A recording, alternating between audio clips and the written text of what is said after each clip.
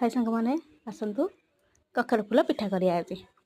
कखारु फूल सफा करद फास्ट तापर आम अरुआ चाउल पियाज कंचा लंका आउ जीरा अदा रसुण ताको पेस्ट करदे।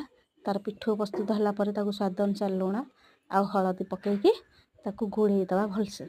घोड़े सारापर आम किछिटा धनिया पत्र पकईकि पिठू प्रस्तुत करिया।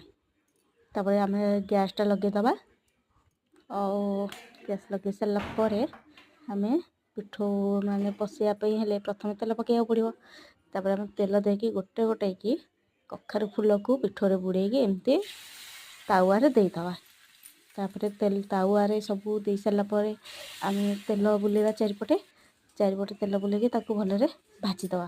देखो मुझे भाजी सारे सेटा फास्ट बन देती बिना धनिया पत्र एटा धनिया पत्र पकई कर। आप देखिए लास्ट को तार केमती कौन है। एक्चुअली एटा अदिनिया जिनस मत सहजरे मिले।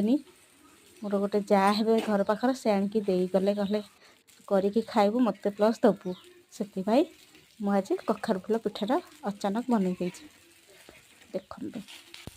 एमती भी कखारु फूल मत गोटे भी मिले भाजिया को मत कष्ट लगे ताकू मु भाजवाटा ही भाजी कहीं मत कखारु फूल पिठाटा बहुत भल लगे से। आउ एटा तो गाँ गहले सहज मिल जाए कि मुझे अच्छी मत मिले मत किणिकी खाइबा पड़े।